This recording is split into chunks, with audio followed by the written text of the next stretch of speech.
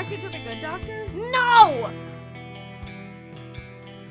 Hello, and welcome back to Super Hell, aka the Mystery Spotcast, a show where two recovering supernatural fans subject themselves to a rewatch so no one else ever has to watch Supernatural again. My name is Ollie. I use any pronouns, and you can find me on social media at OllieFresh. That's fresh with a PH. And my name is Klaudia. You can find me on social media at Klaudia says, K-A-L-U-D-I-A says. My pronouns are she, her. So we are back after our little hiatus to continue the season 3 recap, otherwise known as the Castiel countdown. And to be fair, there has been an episode since we took our little hiatus, but we recorded it before. So yeah. It's a little bit goofy, but yeah. We are also in a the WGA writer strike is currently occurring, and also the Winchesters was canceled. It's a fucking nightmare world. Yeah, we're in hell. I mean, we knew that the Winchesters would probably get canceled, and they knew as well, so they were prepping. The Save the Winchesters campaign is out there. To all our listeners, we're gonna mobilize you guys. We're gonna save the Winchesters, just the Mystery Spotcast listeners. We are gonna produce it. I'm saying, if everyone can go to my Venmo and send me $5, I personally will produce season 2 of the Winchesters. Seasons 2 through 5, because they have a 5 at 5 season laid out. Finding out that they have that ready to go, that was crazy to me. And apparently Jensen's production company has a first look deal with Amazon Studios. So I'm like, okay, get cooking. Unless Warner Brothers doesn't want to give up the IP. I don't know how they're working it out, but get cooking, because I need to see Carlos and Lata again. Mary and John, whatever. There's enough of them. Carlos and Lata, I need you guys back. I need them back. No, because the next thing you know, they're going to be like, we're removing it from HBO Max. I'm sorry, from Max. Right now it's super, the Winchesters is on Max. God, it's that's hateful saying Max. No, I know, and for that reason, I won't be doing it. It's not because I can't remember. It's out of protest. It's like when old ladies are like, "No, it's a Kleenex." That's gonna be me calling it. No, it's HBO Max. That's gonna be me and my children. If HBO Max is still around by the time I have children and are old enough to talk and understand, that's a problem. Okay, so the also the WGA writer's strike. Give them whatever they want, guys. Come on. Yeah. Give them what they want. It's not that hard. You guys are making studios. You'll have just so much money. Just give the writers more money, you stupid fucks. Expand your writers' room, and don't end writers' contracts before production even starts. Yeah, maybe, possibly. I don't know. That's a concept. Yeah, maybe shows would get better if you pay them and then let them, work on the show. Who's to say? Who knows? I mean, I'm not Mr. Moneybags, but if I were Mr. Moneybags, not only are we funding season 2 of the Winchesters, we're also gonna pay all of the writers who are on strike right now. So, out of my own pocket. Yeah, both of our extremely deep pockets that we definitely have. Anyway, so unfortunately we do have to talk about Supernatural on the Supernatural podcast. I forgot. I was about to end the episode. Yeah. So, we are on season 3, episode 5 and 6. And the reason that we keep talking about the writer's strike, as we've probably mentioned before, is that season 3 of Supernatural is shorter than most Supernatural seasons because of the previous writer's strike. So we're going to be plowing on through this puppy. And also, what occurs at the end of this season and everything, it was kind of rushed to finish. Kind of like the whole end of the series, which had to rush to finish and film because of COVID. It's like poetry of rhymes, one might say. Yeah. It's fucked up that Supernatural, for season 3, they've got kind of an excuse. The writer's strike was going on and we cut down the season.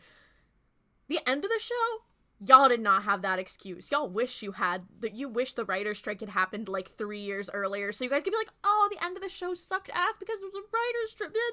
No, the end of the show just sucked ass. Where's a writer's strike when you need one? Like, okay, I know that the last episode was not what they wanted it to be because of COVID. I know that. That being said, it was still probably going to have the same plot, and I would have my same issues. Anyway, we can't get into this. We can't get into this rage right now. We just start getting really angry. So, the 2 episodes we're going to talk about today, the one I want to tell you about is season 3, episode 5, Bedtime Stories. Now, both of these episodes are pretty iconic, both in, like, you have seen GIFs of them on Tumblr.com and in just, like, iconic moments in Supernatural. This episode, Bedtime Stories, is very, like, this is a thing that we haven't done in our Supernatural TV show yet that we probably were going to get to eventually. It's the fairy tales episode. And it is also very much we're solving a case, but it's a metaphor for our interpersonal conflict between the brothers. And the ongoing interpersonal conflict is Dean made a deal for Sam, so that he would live, and Sam's like, hey girl, like, let's try to get you out of this deal so that you don't die in a year, and Dean's like, live fast, die young, bad girls do it well. I don't care. I would also argue that this is one of the better episodes that deals with that is like a metaphor for the Winchesters' real life. Like, I think it's very silly, but it is very poignant at the end. So, and this was written by Catherine Humphreys, who did the episode Dead Man's Blood from season 1, The Unusual Suspects, Born Under a Bad Sign. Okay. And did a couple others later on, but... Alright. Okay. So we start out where we're late at night at a construction site, and there's 3 men arguing about construction materials. Their names are Jack, Emmett, and Kyle. They have different opinions of talking about, like, wood and brick. Kyle wants to use cinder blocks. Emmett is like, no, I want to use, like, this, whatever. Spoiler alert. They're supposed to be like the 3 little pigs. Now, here we have some canonical fat phobia in Supernatural. Because they're like, what if we had 3 fat guys be the 3 little pigs? Okay. I also have to preface, because at first this would seem like, whoa, that's a huge spoiler, whatever. First of all, the title is Bedtime Stories. Second of all, when the episode opens, there's like a billboard, and the construction company is called Once Upon a Time. So there's this big sign that says Once Upon a Time. And then we see these 3 guys being like, I'm the brick guy. No, brother, I want to use some pipes. No, dude, I want to use wood. And it's like, okay, come on now. ABC's Once Upon a Time wishes it was this episode. Because I'll say the first season of Once Upon a Time, this is giving this episode. Like, it's very much...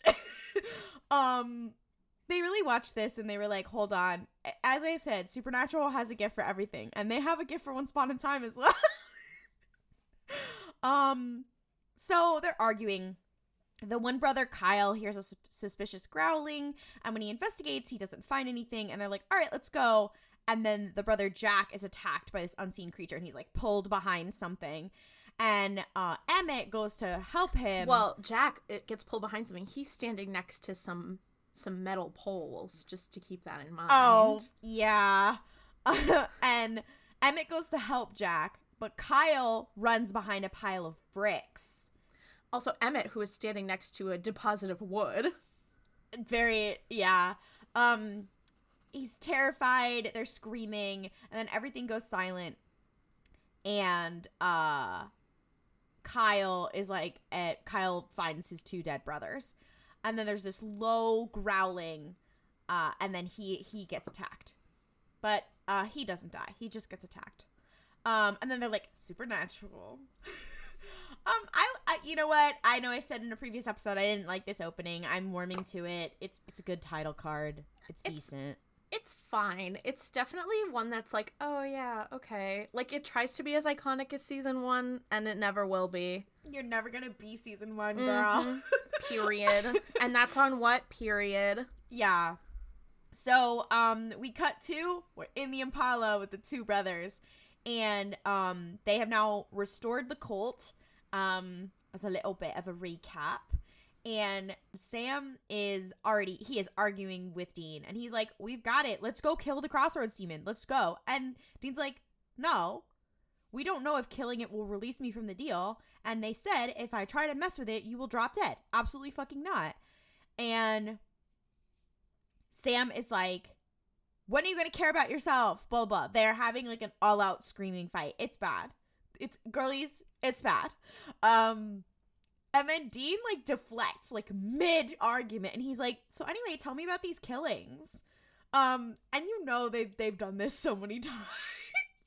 They're like, and what if I avoided my feelings by talking about serial killers? And so Sam's like, okay, like, you know, there's been these people dying. I think it's an animal. It's probably a werewolf, but, like, the full moon is like only in a couple of days. We don't have a lot of time.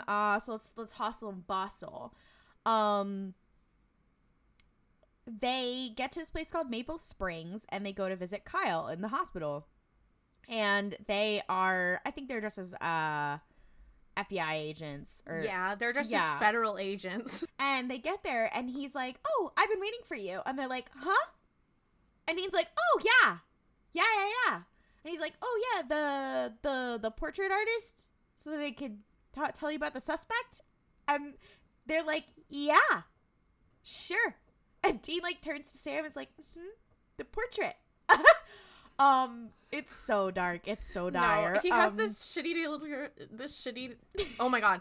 He has this shit-eating little grin, and he's like, yeah, my partner here's the sketch artist. Yeah, go for it. Here, start describing him. And Sam's like, okay. Yeah, so he starts, like, telling him the story. He's like, Jack and Emmett, they were killed. They were my brothers. And he's like, yeah, there's this ordinary guy. He had this, like, they were like, did he have weird eyes? Did it look like a creature? He was like, no. But I think he had a tattoo of, like, a Looney Tunes character. I can't remember the one. What was it? The one that's chased by the Roadrunner. And, of course, Dean's like, Wile E. Coyote! He was so excited to have known it. Moments in autism. There are many Dean moments in autism in this episode. Mm-hmm. Yep. Sir, I have some news. And he's like, yeah, I think it was just like a regular guy. And they're like, huh? So Dean's like, okay, have fun, and leaves Sam to it. And Kyle asked to see Sam's sketch, and it's like a stick man drawing. It has the goofiest little face too. Like, because it's like, you could tell he said he had normal teeth, and then he just drew a mouth with like how a child would draw teeth. It was so funny. It's very funny. And he's like, yeah, it's a work in progress. And Kyle's like, yeah, it's great. Yeah, it's so dark. Then we cut to, there is a man and a woman, and they're hiking in the woods, and they're clearly lost. They come upon, like, small house, and there's this, like, sweet old lady, and they're like, oh my God, we're so hungry, we're so tired, whatever. And she's like, oh my gosh, I'll help you guys, whatever. And they're like, okay, whatever. So they sit down to eat, whatever, and then they're finishing up their meal, and the old lady is like, oh, like, you know, like, was it good? Like, do you want more, whatever? And the guy's like, he, like, looks kind of odd, and he's like, actually, I think I'm full. Like, I think I'm good. And then he starts to, like, pass out. And he clearly ate all of it. And the woman is like, she's not done eating. And she's like, what the fuck? And they're like, did you drug us? And the old lady's like, tee.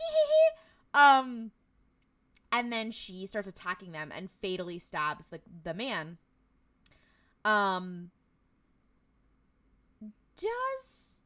Do we see how the woman gets away? Okay, we don't. Eventually, Sam and Dean get to question the woman. Her name is Julie. And she's like, yeah, so I saw this young girl. Yeah. Another important thing we should note is that they questioned, what's his face? At the hospital, Kyle. They questioned Kyle at the hospital. Yeah. And they talked with his doctor, Dr. Garrison, for, like, a hot second. And then it's a really, like, jarring transition, too. Like, we don't really get to see a lot. Like, they're just suddenly at the hospital again talking to this woman. Yeah. Like, it happens very suddenly. You're like, whoa. Yeah, but, yeah. Her doctor's also Dr. Garrison. Yeah. So just, it's at the same hospital in this same town. Yeah. And what she says to them is that she's like, so I saw this young girl at the window, and she was, like, watching this happen, and this stabbing happen, and it was very weird, and that's all I really remember. And they're like, okay. So Sam and Dean, like, go out in the woods. They find the old lady's house. There's, like, really high EMF readings. There's, like, okay, there was some sort of spirit. And this is the part. Okay. Again, this is 2007. Sam is like, okay, so I have a theory. I think it's fairy tales. And he's like, there's the three brothers that are the three little pigs. The woman and her boyfriend are the Hansel and Gretel. And he's like, maybe a spirit is controlling the people involved in the murders. And Dean says to him, good old Dean. What are you, gay? No, he's, have you ever been more gay? Yeah, have you ever been more gay? But is it specifically in response to him saying, like, it's about him knowing a lot about fairy tales. Yeah, it was like, and because he says to Dean, he's like, oh, you know, like, because he's like, because he starts like he starts talking about the lore, and he's like, well, yeah, because the fairy tales used to be really, like, fucked up and crazy, and then they got sanitized. And Dean is like, could you be any more gay? And no, like, fellas, is it gay to read the Brothers Grimm? Apparently. Also, why do you think it's gay? No. Because he's clinging on to masculinity. He's clinging on to heteronormativity by, like, a fucking thread. He's like, I don't do that. That's gay. Like, what's gayer than a man in 2007 who calls everybody else gay? What's gayer than a man? Like, Sam is so comfortable in his sexuality, and Dean is like, hello? Yeah. Dean has another moment of questioning everything about himself in the other episode we're going to talk about. And we're like, sir, the slippery slope of bisexuality is hitting you. Like, what were they thinking? I just... Who knows? Every day I wonder. It's such a jarring line, because it just kind of comes out of nowhere. I feel like if I was Jensen reading it, I would have been like, the fuck? Like, no, this show also, like, they make gay jokes every so often, but they don't, I don't remember a time where Sam or Dean just, like, called each other, like, what, gay? Like, he's like, I don't remember that ever happening. I would have loved if Dean had used a slur. I think that would have been hilarious. Well, especially in that time period, like, calling somebody gay was, like, it being, like, a slur a bit. So, that is true. You know, it was like, what are you, gay? It was like calling somebody stupid a little bit, too, so. Well, yeah. It was just, if you're just like, okay, wow, all right. Damn, apparently understanding fairy tales. I was like, Dean, you never watched a fucking Disney movie? Like, calm down. Is it gay to understand culture? No, and literally later on, he's like, well, you understand fairy tales and I understand movies. And I'm like, okay, but there's fairy tales that are made into movies. And you know what? Two deeply gay things to say. Yeah. And he's like, and that's your hyperfixation. You are gay for your hyperfixation. I am normal and not autistic. And I'm so straight and I'm so neurotypical. It's insane, Sam. You I know stupid gay bitch. The things that I enjoy are hospital procedurals, Looney Tunes, and Scooby-Doo. Things that normal, neurotypical straight people like. Yeah, straight 27-year-old men like. You're like, okay, King. Sure. He's So anyways, Dean is super skeptical of all this, but then they see a pumpkin and some mice outside a house in this town, and inside, obsessed. Also, the pumpkin, Sam is like, look, Dean, a pumpkin. And Dean's like, yeah, it's close to Halloween, I guess. Sam's like, no, we need to figure out what's going on over there. Inside, clearly, Cinderella is occurring. There's this young woman, her stepmother has chained her up. And as they're trying to save her, Dean sees this little girl.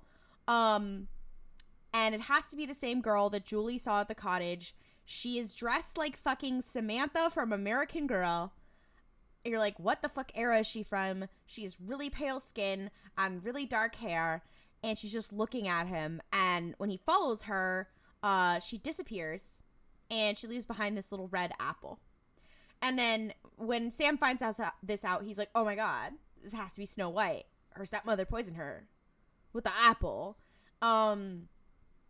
And they're like, okay, so maybe it's a girl who went missing. So they're like, okay, let's look. Maybe she went missing. Maybe she was killed, whatever. And they can't find anybody. They can't find records of a missing girl. So they go back to the hospital and they're like, okay, are there any kids in a coma here? Are there any people in a coma here? And a nurse is like, okay, there's no kids in a coma here. Sorry. But actually there is a person in a coma. Dr. Garrison, who you've been talking to, actually his daughter has been here for like 15, 20 years or something. And they're like, what? Her name is Callie. She's been in a coma since she was 8. And they go into the room and the doctor is reading to this girl who is comatose, and she is now a fully grown woman and she has really pale skin and really dark hair. And he is reading her fairy tales, and she looks like an older version of that girl. And they find out that she swallowed bleach, which led to her being in a coma. I don't think that's how biology works, but okay. And they're like, oh, her stepmother definitely poisoned her. That has to be what it is. And they're like, okay, her spirit must be really enraged. And what's interesting here is that like they're clearly using information, because when Dean was in the hospital and he was on the brink and his spirit was traversing around, it's very similar to that somebody who's been on the brink that long, that their spirit can waltz around as if they were dead, but they're not. And they're like, okay, so she was poisoned by her stepmother. She's getting pissed, and she's acting out the fairy tales because she's trying to get someone's attention to know who did this to her. And which is like a solution. It's a solution they come to very quickly. Yeah. Like, they basically put this together and they're like, you know what? Sorry, we don't need to do any more investigating. We know exactly what's going on. You're like, okay. And they're like, yeah, well, since I'm also neurodivergent and a minor, if I was in a coma and they had been reading me these stories this whole time, that's how I would reach out as well. And I'm like, very normal behavior. Anyway, interesting. Yeah. So, another victim is brought to the hospital. There's an old woman, and her granddaughter, who's wearing a red hoodie, has disappeared. And Dean's like, okay, there's going to be another attack. And he's like, I'm going to go find her. And Sam tries to have a conversation with Dr. Garrison, the girl's father. And he's like, hey, so your wife probably did this to her. Like, whatever. And he's like, no, like, she would never do that. Like, what are you talking about? Like, that doesn't make any sense, blah, blah, blah, blah, blah. And he's like, are you sure? Like, have you seen anything weird? Because, like, her spirit has appeared to people, whatever. And He's like, oh. Sam is also like, I know you're not gonna believe me. I know I sound fucking crazy. And this dude's like, I don't think you're actually a federal agent. He's like, no, I am not. I am not actually, is the funny thing. The number of times that has happened in Supernatural, and they're like, yep, you got me. You got me. It's so funny. And so then the guy's like, yeah, so actually I have seen my daughter's spirit. I sensed her there. I've seen her. I thought I was crazy. Oops. And Sam's like, girl, really? Meanwhile, Dean finds this young girl who is being attacked by this man who kidnapped her. And he found her by like when the lady got brought into the hospital, the grandma, he asked like, oh, do we know where the next of kin lives? And that's where he went. Yeah. So it was like, it's like the big bad wolf when he takes Little Red, like appears at grandma's house and takes Little Red. Yeah. And also he has the fucking Looney Tunes tattoo. I don't know where that comes in. That's not really I think explained. It was just to... Well, okay, here's my thought. My thought is that he was just a guy who had a Looney Tunes tattoo, and because Wile E. Coyote is wolf-like, Callie was like, saw that and was like, you're gonna be the big bad wolf, you random man. I'm kind of obsessed with her mind. That's what I thought the implication was. I could be wrong, but I think that's what the deal is. I guess. So we keep cutting back and forth, basically, between Dean trying to save this girl and Sam being like, Dr. Garrison, we gotta do something. You gotta get through to your daughter somehow, because she is trying to talk to us and it is killing people. And he's like, I can't believe that my wife would have done this. And her spirit finally does appear to him, and he's like, oh shit, okay, so she did do this. Okay, yeah. And when he finally accepts it and realizes that she did it, then his daughter dies, and like she flatlines in real life. He has this very like this guy, this actor playing Dr. Garrison was serving, because he had this very like very intense like parental conversation where he was like doing the thing that parents do when they try not to cry. Yeah. And he was talking to her and he was like, I'm sorry, like I've seen you here and I'm sorry I wasn't ready to listen, but I'm here to listen now. I need you to, I understand, I know what your mom did to you, your stepmom. He's like, I know what she did to you and I'm sorry I didn't listen sooner, but you have to stop what you're doing because people are getting hurt. And then like the little girl looks at like her body, and then herself, like the adult woman who's in a coma, flatlines. Yeah, it's crazy. And it's so sad because it's also like Sam before that is like, you need to let her go. Like you have to be ready to let her go, and he's like, no. It's very much a like about accepting things that are hard to accept and then learning to let go of things, and it's just I feel like this episode, it's hard because I feel like in this format, in this podcasty format, it's hard to express, but like I really really liked this scene. Like I thought it was really well done. It's very funny though, considering it's supposed to be like, Sam, you're supposed to learn about letting your brother go, but then the rest of the show is like, actually they never fucking let it go. They never grieve, they never let shit go.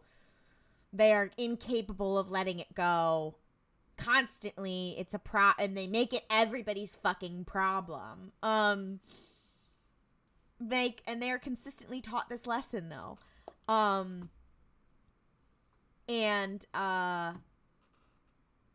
When her spirit disappears and the girl in real life like flatlines, the man who's attacking Dean like gets back to his normal self, and he's like confused. I'm like, this poor man's life is fucking ruined. No, because he also killed 2 other people. Like, and I think 3, because I think the grandma died. So it was like he killed 3 people, and then there's like one man who he mortally wounded.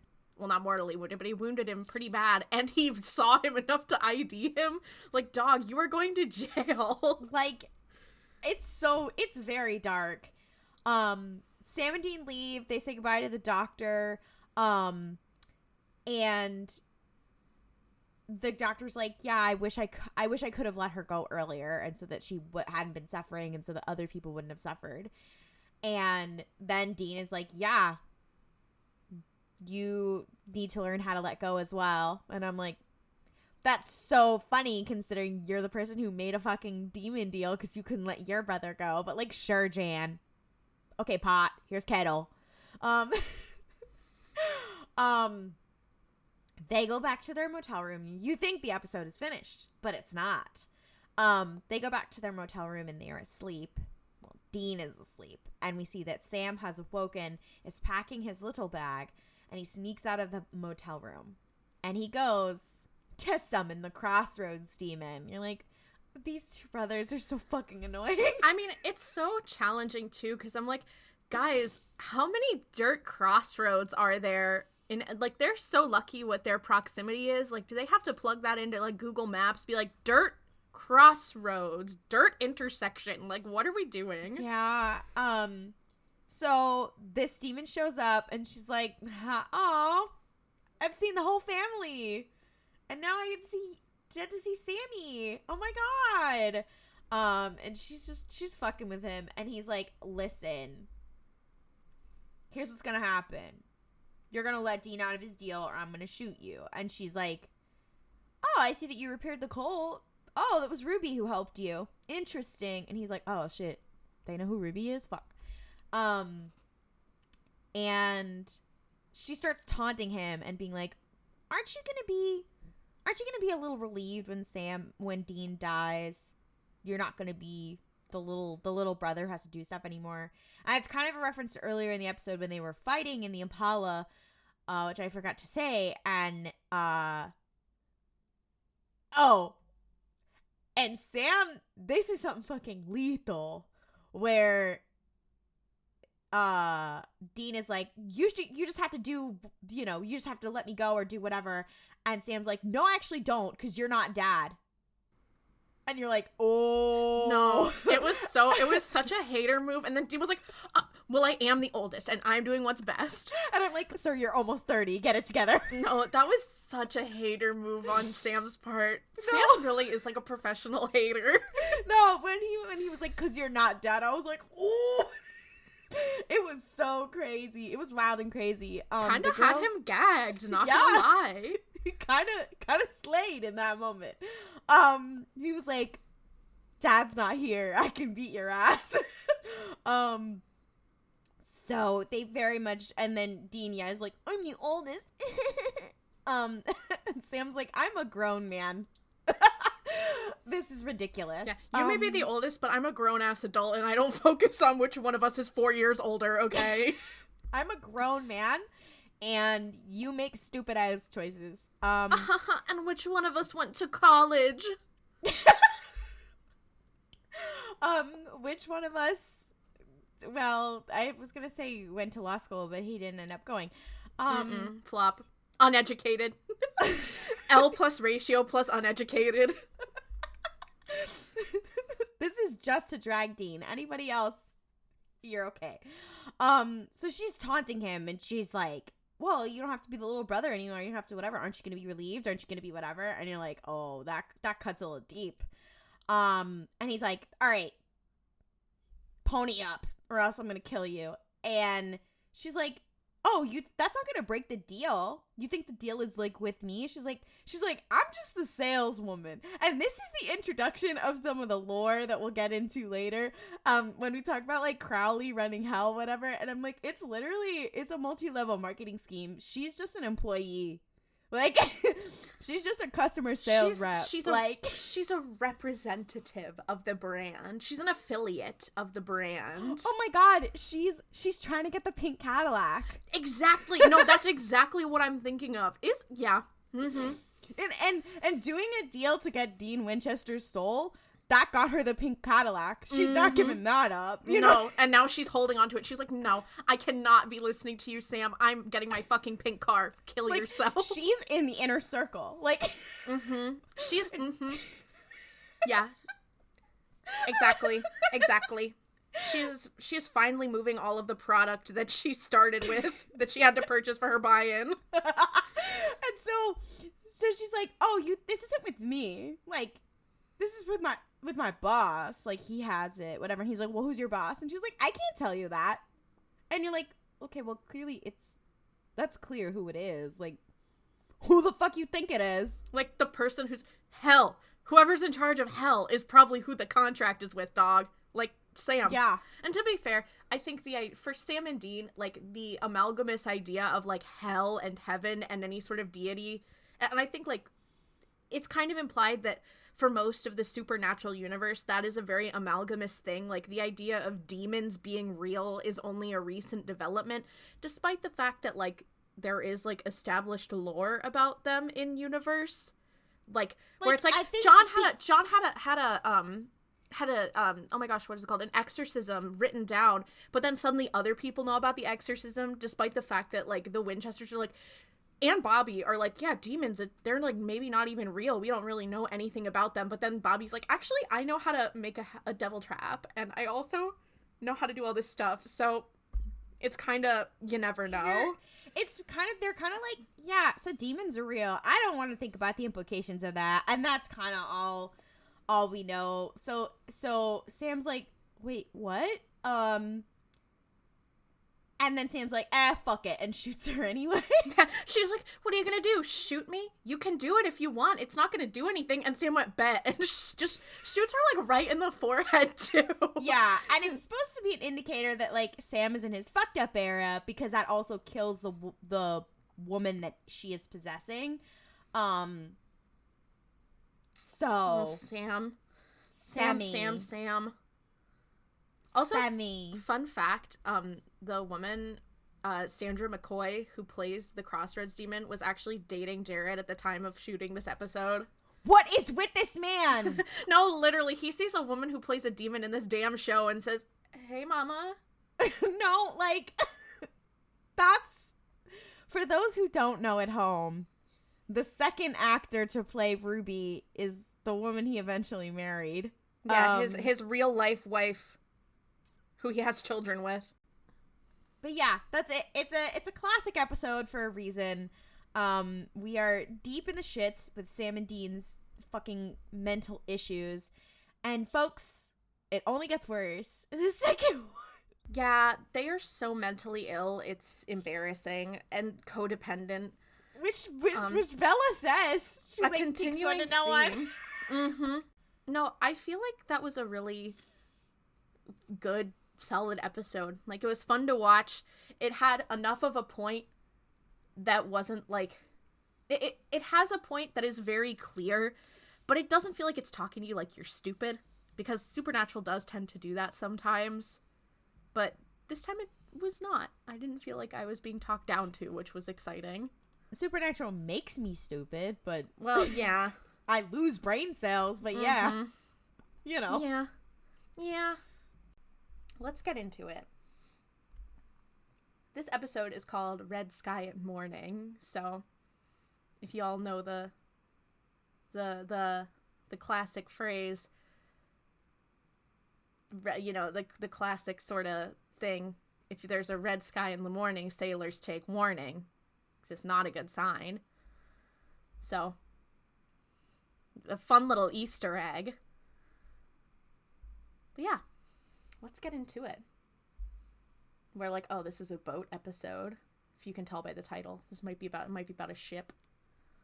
Anyway, I don't know why I'm like giving you like I'm about to tell you what the episode is about. I don't know why I'm like, ooh, here's some potential little hoo-hoo-hoo. I don't know, I'm like some sort of little mischievous man. Anyway, let's start. It's nighttime. We see a woman. She's young. She's probably in her like 20s. She's blonde. She's wearing like a sports bra and some little shorts. She's jogging at night near like a bay-ish, kind of like an ocean.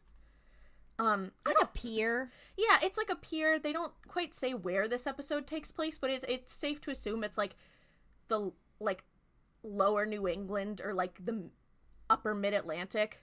Oh, I thought it could also be giving Southern California, but I guess no, but because they were on the East Coast last episode. Yeah, you're right. You're right. I think there's still... Because I feel like there was some other lore in this episode that makes me be like, this sounds like some bullshit that was happening on the East Coast. But she's jogging. And first of all, that's how you know this episode was written by a man. Women are not jogging at night by themselves with headphones in. But as she's jogging, she stops like a water fountain and she looks up and there's this like ship. Like an old, like a sailing ship. Like a pirate ship almost. It's not actually a pirate ship, but the idea, it evokes pirate ship to the casual viewer. And it's weird. It's like an apparition almost. Like it's kind of see-through and then it sails off and kind of disappears. And she looks at it, kind of looks around like, oh my god, am I crazy? And she puts her headphones back in and she runs back to her house.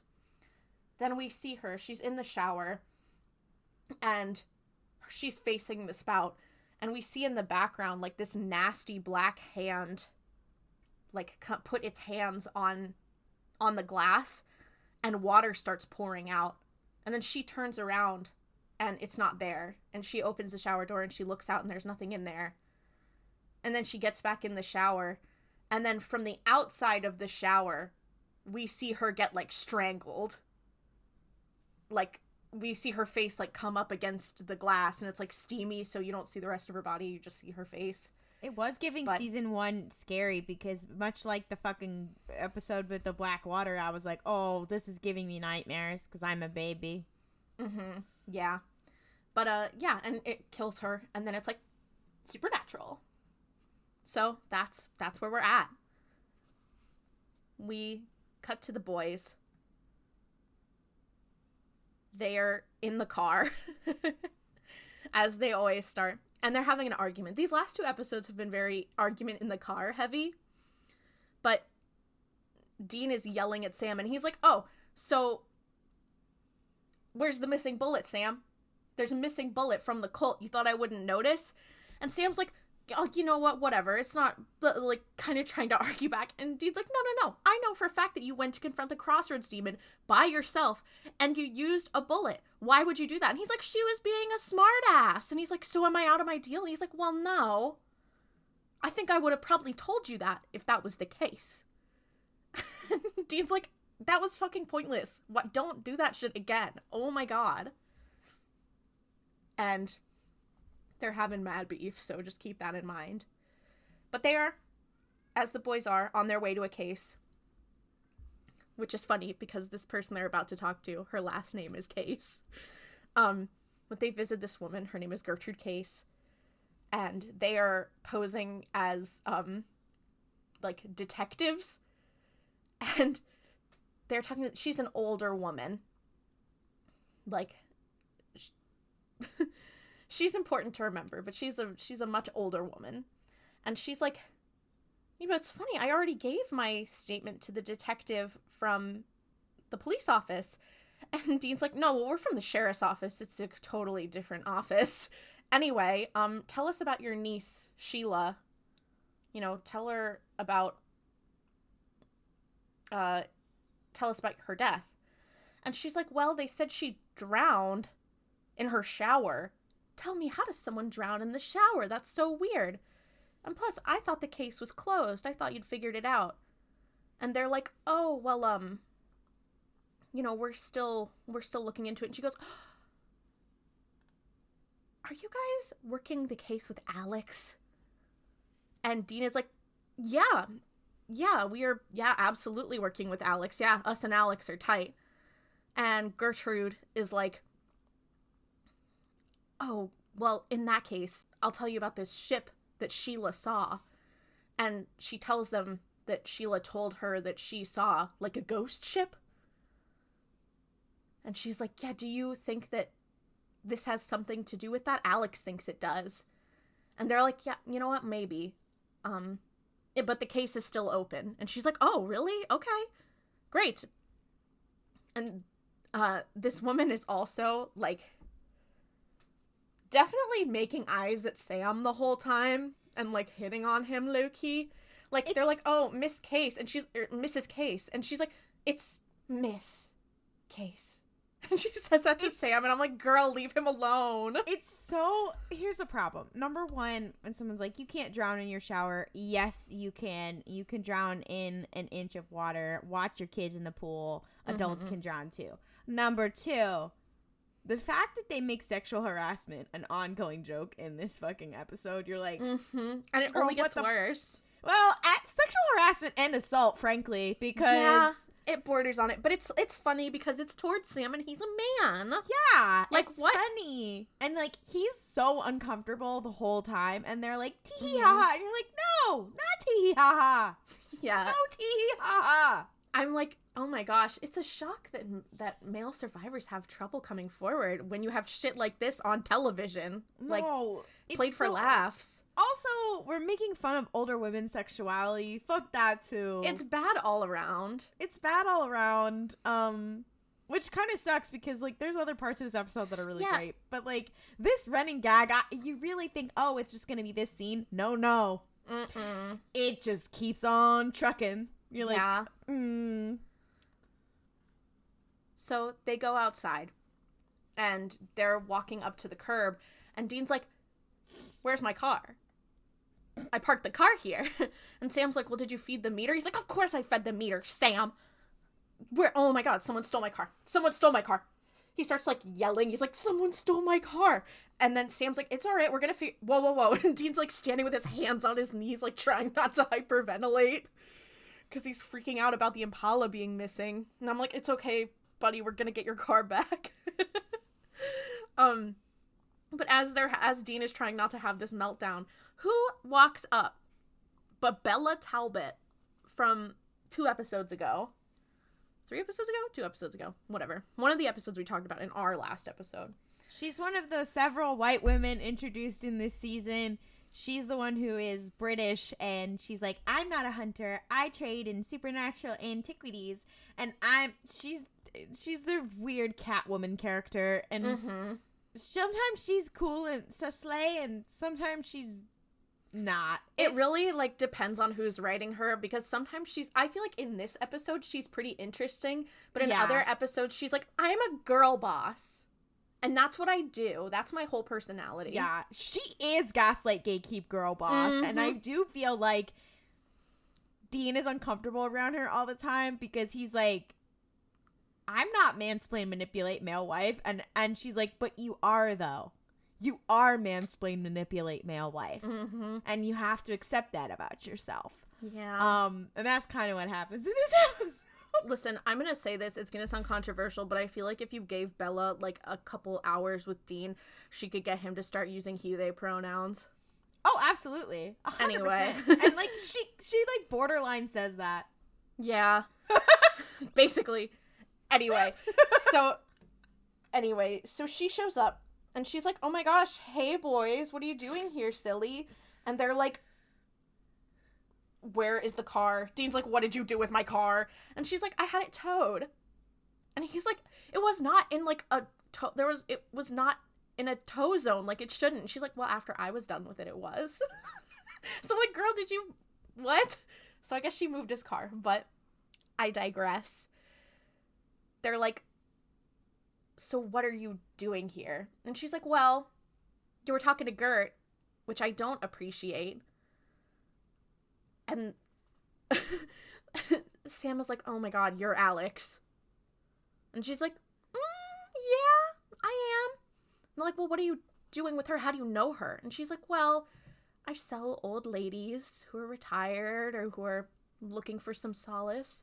I sell them charms and I do seances for them so they can talk to their dead cats. And the boys are like, okay, so you're like scamming these women. Like, none of that is real.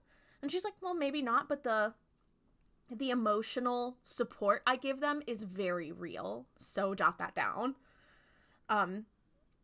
But I was working with her with Gertrude after her niece's murder. And I told her that we were, working on the case and that it was going to be solved and that it was solved. But then you guys showed up and told her it wasn't solved. So now she's withholding my payment. So I would love it if you guys left town. I'm gonna take care of it. Screw off. Anyway, you might want to go get your car before they go through it and find your little weapons cache in the trunk. So have fun. Bye. And she walks away. And Dean is like, can I shoot her? Can I kill her? And Sam's like, not in broad daylight. So I'm like, okay, love. This woman has really got them so worked up. Obsessed.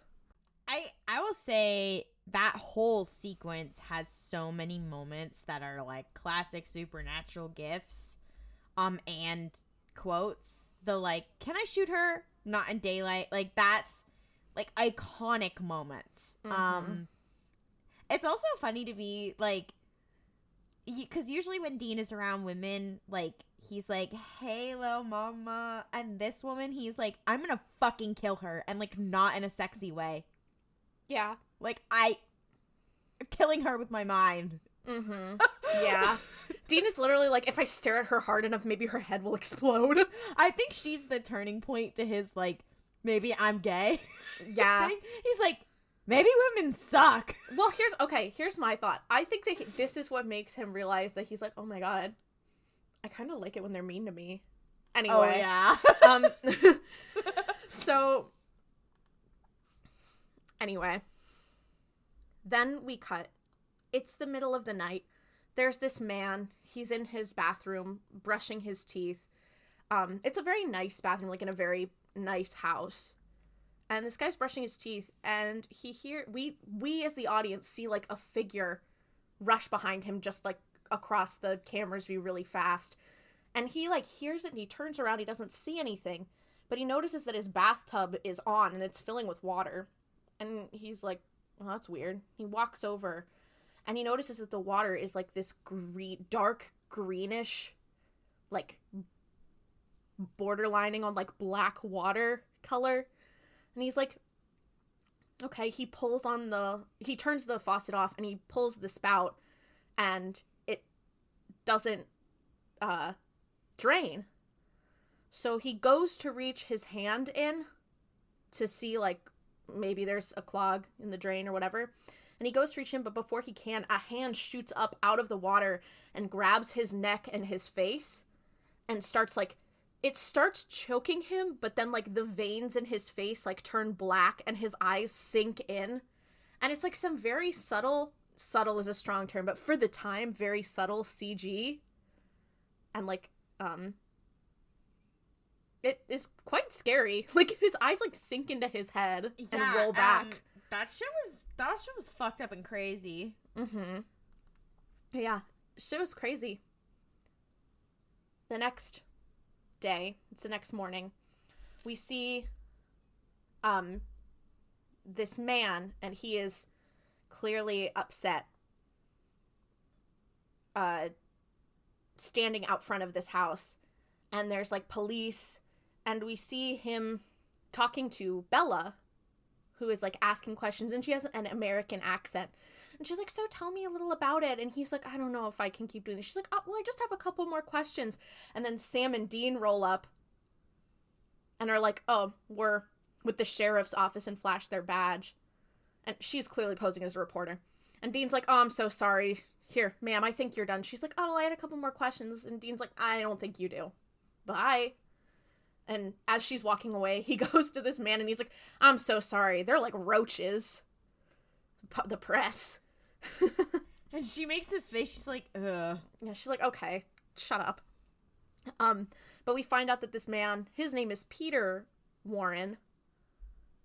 It was his brother who had drowned, quote unquote, that night. And they're talking to him. And they're like, so tell us a little about what happened. And he's kind of telling them, and he mentions that they both saw the ghost ship. And they're like, oh, so you both saw it?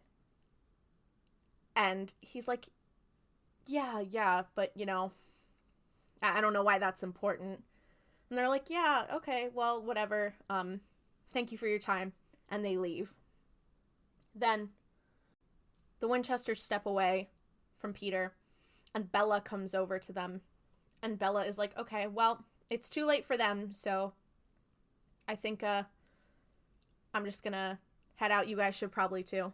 It's whatever. And they're like, no, well, we're gonna stay like and try to save him. And she's like, okay, well, you can't save him. Like, it's too late, and you guys aren't gonna be able to. So, we'll see ya. I love the heavy-handed metaphor here of, wow, it's too late to save one of the brothers. Yeah. Ha ha ha ha ha. But it's just funny because Bella's also just like, I don't give a fuck. And they are roasting her. They are like, oh, so you just don't care about people. You could be helping people. You could be doing this and this and this. And she's like, yeah, I get paid to do a job, so I'm going to go do my job. And she's like, and bye. What are you fueled by? Revenge? You're like one step away from a serial killer. And they're like, what the fuck, bitch? Like, yeah, she's like, I get paid to do my job. What do you guys do? Oh, you think you're doing such a good job for society?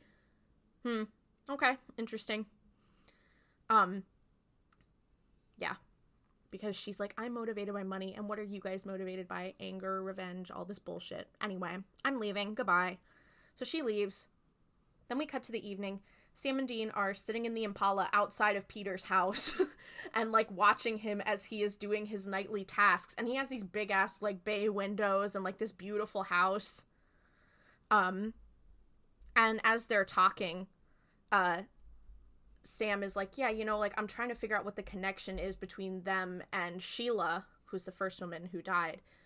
And he's like, I don't know. I mean, they seem like they're all really, like, nice, fine people. You know, these two brothers, their dad died a couple years ago, but he, like, had a really nice real estate firm, and he passed it on to his sons, and now they live a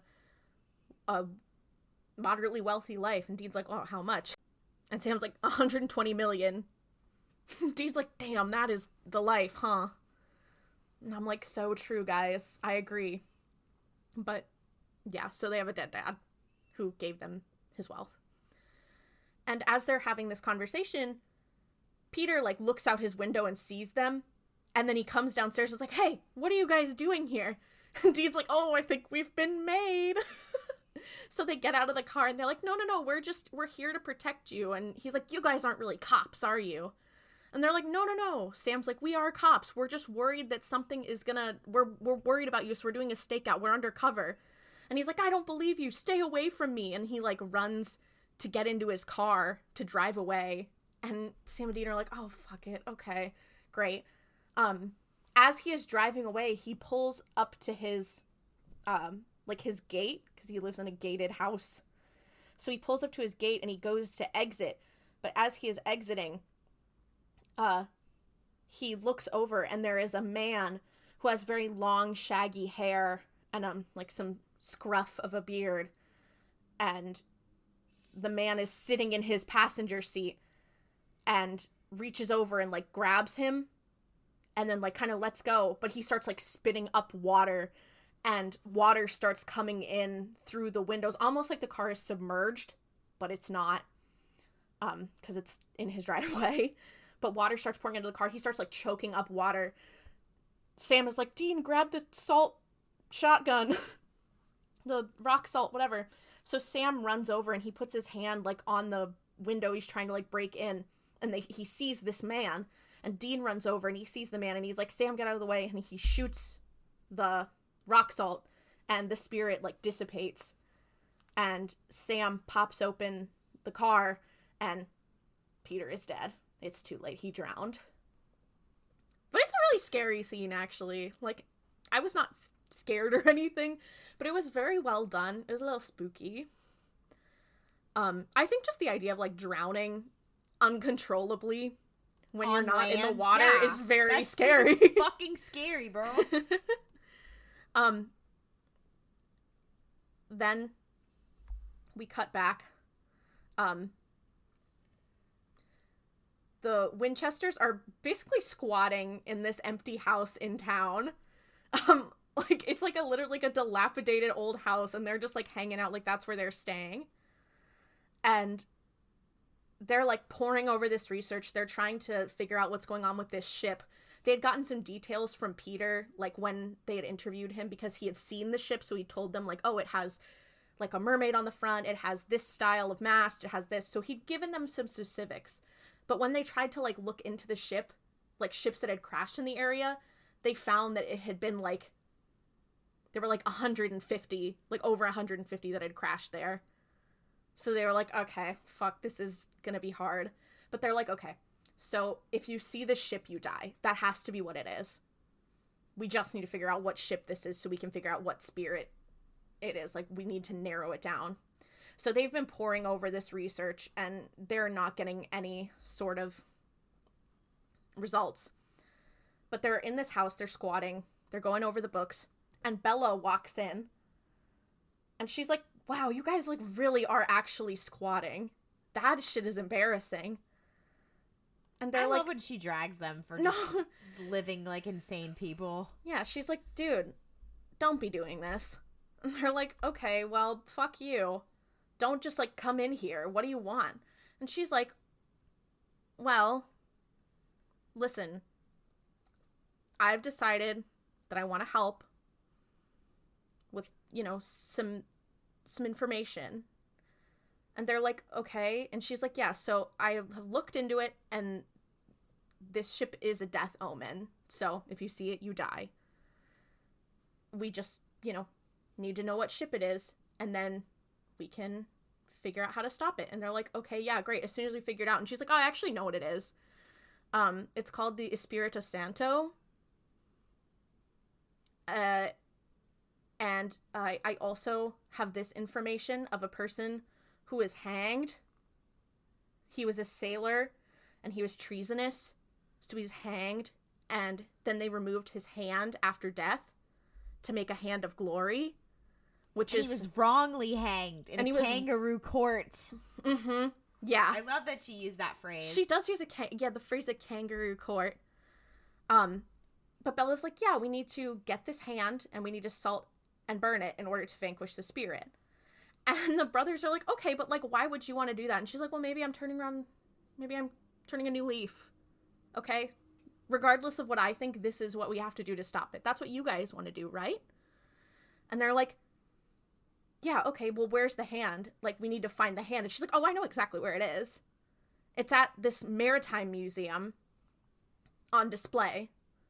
And I know exactly how we can get it. But you guys are going to have to follow my plan. Cut. Here comes one of the most iconic moments in Supernatural. Mm-hmm. So Bella is standing there. She is, like, in the main level of this house, and she's dressed to the nines. She's wearing a little black dress, like a cocktail dress, and she looks very beautiful, clearly done up. And she's like, Dean, hurry up. Sam is already there with his date. We need to hurry. And Dean walks down the stairs, and he's wearing a tux. And the camera, like, films him like it's supposed to be sexy. And maybe I'm just a lesbian. But I was just like, he looks like a Ken doll dressed up in clothes that didn't come with him. Well, I think that's kind of the point, though. Because he's like, I feel uncomfortable. I have never worn clothes like this before. Maybe, but, like, she is looking at him. I think that it's that, but, like...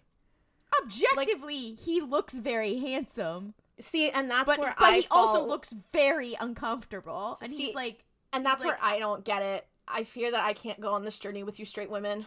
Or even women who are attracted to men. I'm sorry. Objectively, he looks quite good. Whatever. And she's like, and she's looking at him like, oh, I hit that. And he's like, he's clearly uncomfortable. Jensen is acting the shit out of it. Because Jensen's like, I'm very uncomfortable. I just had a very sad thought. Because I was like, oh, did Dean ever get to, like, go to prom? Absolutely he did. Not. Because, well, no, we don't know that he did because he stole Sam's prom date. Yeah. Don't want to think about that. Has he ever worn a tux? I don't know. But he comes down the stairs, and he's standing there, and he's like, so... And Bella's like, we should absolutely have angry sex after this, right? The way she delivers this line is so iconic. No, she's like... Yeah, we should have angry sex after this. Mm-hmm. And she's looking like she wants to eat him up. Dean is literally, like, usually he'd be like, yeah, okay. This is why in every episode they write a different Dean Winchester, and he has, like, 70 different personalities, because he's just looking at her like, why'd I never think of that before? Yeah. And he's like, he's not even like, all right. He's just like, huh? I think it's also fueled by the fact that he hates her so much. And again, not in a sexy way. He's like, huh? Yeah. I just think it's, he is not Spike Spiegel. I like a woman who could kick my ass. I think he is, but just not in this way. This was part of the gears starting to turn. He was like, huh? Hold on. Yeah. Wait a minute. This scene, I feel like it had much more of an impact on you than it had on me, because I just saw it and I was like, I don't give a shit. Can we just go? I had seen GIFs of this scene for years before I actually saw it. Oh, so wow. when I actually saw it, I was like, oh, this is funny. But I love that for you. When I saw it, I was like, yeah, he is very attractive. That's so is she. So she is very attractive. No, because I think that's the problem is I just was like, I want to see her. Yeah. She looks sexy. I don't care about him. Also, no, they are also very much giving, like, when couple goes to Met Gala and he is just wearing a tux. But, anyway. So, they go to this gala at this maritime museum, and they get there, and who is already there with his date but Sam, and who is his date? Gertrude, Miss Case. She is Sam's date, and she is constantly making comments towards Sam, objectifying him and sexualizing him, and he's like, yep, Sam is having literally the worst day. Like, it's not good. Yeah, he's being literally, like, groped by this old woman, and I'm like, this is so bad, but I digress. I won't talk about it too long, because it makes me uncomfortable, but Dean and Bella, who is, again, Gert thinks her name is Alex, Dean and Bella are like, okay, we need to get upstairs because that's where the hand is being kept. How do we do this? Bella is like, okay, hold on, I have a plan. And then she just collapses into Dean's arms, and he catches her, and he's like, my waiter, who, there's like a guy holding like a plate of food, like little hors d'oeuvres, and he's like, is there any crab in that? My wife has a horrible seafood allergy. And the guy walks over and he's like, oh no, there's not. And Dean takes one and stuffs it in his mouth. He's like, and that is delicious, please tell your chef I said so. Anyway, that is another iconic moment that you've probably seen a gif of him just stuffing the thing in his mouth while he's holding her. Yeah, she's just passed out in his arms, and like the security guy comes over and he's like, oh my gosh, you okay? And he's like, yeah, my wife, the Brandy, she's just a total lightweight. Do you have anywhere where she can lay down? Just so she can get back on her feet. And the guy's like, oh yeah, okay, follow me. And they go upstairs, into like a, almost like a study sort of room that has a couch.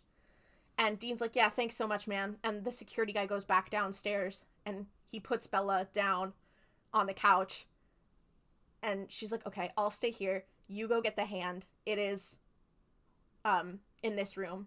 And it's in a glass case that is rigged to have an alarm, so you can handle that, right? And he's like, yeah, I can do that. Like, he literally does that. Like, she's like, you can handle that, right? And he goes, it's kind of iconic. No, and then he goes to get the hand. And like he goes to get it, and literally, like, it's literally just a hand. Like, it's not preserved in anything. It's just a loose hand. I'm like, guys, that would not stay fresh. Like, that would not still look like that after however many years it's been.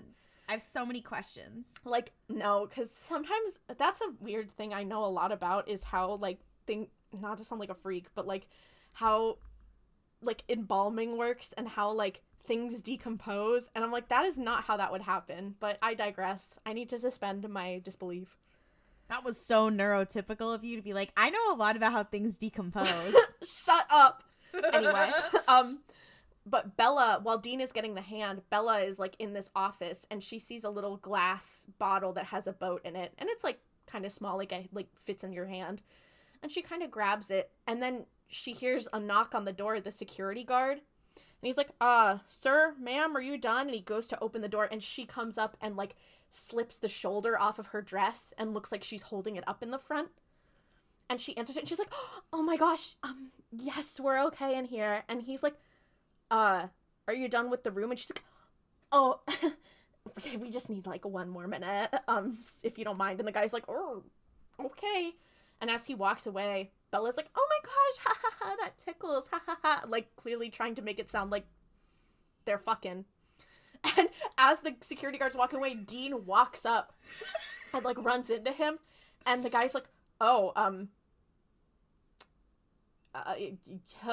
and Dean's like, yeah, thanks for taking care of my wife. And the guy goes, yeah, someone's taking care of her all right. I just love the idea that this guy really thinks that Dean is getting cucked, right? No, literally. It's so sad. It's so funny. Like, this man thinks that he witnessed, like, such drama. He's witnessing a marriage fall apart as we speak. And Dean doesn't even know. No, Dean has no idea. But Dean walks into the room and he shows Bella the hand and she's like, okay, perfect, here, I can hold it. I think it'll be less conspicuous in my purse than it will be in your pocket. And he's like, yeah, I don't think so. So he wraps it in a cloth and, like, a napkin sort of thing, and he tucks it into his jacket pocket. And she kind of pats him, and they go back down to the party where Sam is still being accosted by this old woman. Where she's like, I never want this night to end, and keeps touching his ass. And it's like, okay, love. And he then is like, so, tell me about your niece. And she's like, oh, Sheila, yeah, it's really sad. And Sam's like, yeah, but, like, I don't know, like, why would any of this happen to her? Like, do you think she's connected to those two guys who died? And she's like, you know what? You know, Sheila, her cousin, like, died in a car crash. It's really weird. She just kind of starts spilling this. But she's like, yeah, her cousin died in a car crash and she was driving and she made it and he died. And you know what they say about those brothers' father? And Sam's like, well, what do they say? And she's like, that, come in, I'll whisper it to you in a gross, creepy way. And she's like, well, they say that they killed their father for the money. And Sam's like, oh, that's really weird. And then Dean comes downstairs and Bella appears and Gertrude is like, oh my gosh, Alex, he's in love with me. And she kind of makes a joke. And Bella's like, I'm going to go take Gert here and we're going to go and take a cold shower, like, as a joke. And ushers her away. And Sam and Dean are like, okay, whatever, bye. And she's like, see you at the cemetery. Yeah, she's like, see you at the cemetery where they're going to go burn the hand. So they go to leave. And as they're walking out, Sam is like, well, he tells Dean what happened and, like, how he found out that about Sheila's cousin dying and these brothers potentially killing their dad. And Dean's like, okay, so maybe the thing that links them is that, like, there is the blood of a family member on their hands for one reason or another. Like, that has to be it. And then Dean's like, well, we have this now, so it's not going to be a problem. And he goes and opens his jacket pocket and he takes the napkin out. And as he's unwrapping it, it's the glass bottle with the boat in it that Bella was holding. And she has taken the hand. And he's like, oh my God, you're fucking kidding me right now. And she's pickpocketed him before. Mm-hmm. That's the thing. I'm like, wow, you fucking clown. No, literally. But then we cut to Bella, who's in her car, and she has, like, a bag full of money. Like, it must be, like, what, like $100,000? Like, some bullshit, insane, huge number. Because it's, like, little, packs of, like, 10,000. It has to be a lot. But she is looking through her money and she's at the pier and then she looks up and sees the ghost ship. And she's like, oh my fucking God, okay. So Dean and Sam are at their place where they're squatting and they're trying to come up with ideas. And Dean's like, oh my God, this bitch, I'm so mad at her right now. Like, I will kill her when I see her. And then who knocks on their door but Bella? And she walks in, and they're like, oh, what are you doing here? I wish he had said, Bella, where have you been, Loca? Literally. But she walks in, and she's like, listen, the hand is gone. I sold it. It's already halfway overseas now. so we can't burn it. We need to come up with another idea. And they're like, okay, so you sold it. And she's like, I had a buyer. Like, that's how I knew all the information about it, was because I had been contracted to get this when that was how I found out about it. That's why I'm here. And they're like, okay, well, why did you change your mind now? And she's like, well, because I saw the ship. And Dean is like, I know you were a no good bitch, but this is bad. That's really dark. Because you killed someone in your family. Someone's blood's on your hands. Who is it? Your dad? Your little sister? Something? And she's like, you wouldn't understand. And I'll do it myself. Fine. You don't need to help me. And Sam's like, well, you sold the only thing that could help you out of it. Or maybe not. And they tentatively, agree to help her. Then, cut to a graveyard. And there's, a summoning circle. And Bella's like, do you really think this is gonna work? And Sam's like, well, maybe. And Sam starts reading off, a summoning ritual. And then it starts raining, shitting down rain. And as Sam is reading this, it's getting more and more chaotic. And the initial ghost of the man who we saw kill those other people, he shows up and he grabs Bella and, she starts, spitting up water like that guy did in his car. And Dean's trying to fight him, but, it's a constant back and forth. Dean's getting his ass beat. And he's like, Sam, read faster. So Sam's trying to read this summoning spell really, really fast. Wait. Hold on. This is, and I was reminded of this recently, the first time that the name Castiel is ever mentioned in Supernatural. Yeah, because in the Latin incantation for the summoning ritual, the word Castiel is in it. And it was several angels' names are said. This is not on purpose. It was absolutely not on purpose, but it was so funny because I was sitting there kind of it's not that I wasn't paying attention, but I was looking at my phone, and then Sam's like, Castiel, and I'm like, oh! I literally was like, oh! And here's the thing, he says Castiel, says a couple of names, says Castiel, and then it immediately cuts to Dean's face, and I'm like, oh, we can't keep doing this. No. We cannot be doing this. Supernatural. I fucking hate you. I was like, oh, look, jump scare. Yeah. It literally, there's something about it. I felt God in this Chili's. Mm-hmm. Anyways. Yeah. But, he's doing this. He's doing the summoning. And then as Dean is fighting this spirit, a man appears. And this man was the captain of that ship. The captain who, mind you, conducted that kangaroo court that got that guy hanged. And the spirit who's attacking Bella kind of stops and looks over at the captain. And he goes, you hanged me. You killed me. You're my brother. You killed your own brother. And it's like, oh. You were my brother, Anakin. Now, why'd you have to... you'd ruin the drama. Don't bring them up. Anyway, but you find out, oh my god, it was his brother.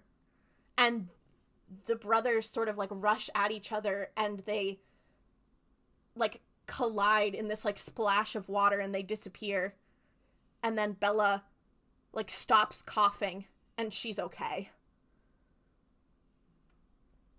And then we cut. The boys are back at this dilapidated house that they're squatting in. They're packing up their stuff to go. It's clearly the next day. And Bella walks in. And she's like, you guys really need to start locking this damn door because anyone could just walk in here. And Dean's like, yeah, anyone did. What do you want? And she's like, listen, I don't like having, owing anyone anything. And they're like, oh, sorry, are you here to say thank you? And she goes, no, I'm here to pay you. And she tosses both of them wads of cash. And she's like, so that's going to be about $10,000. I figure that should cover it. And Dean's like, it's easier for you to give us, to give us both $10,000.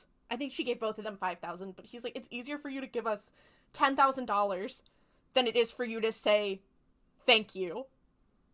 And she's like, ciao, boys. And No. He says, too easy to say thank you. You are a damaged person. And she's like, takes one to know one. Bye.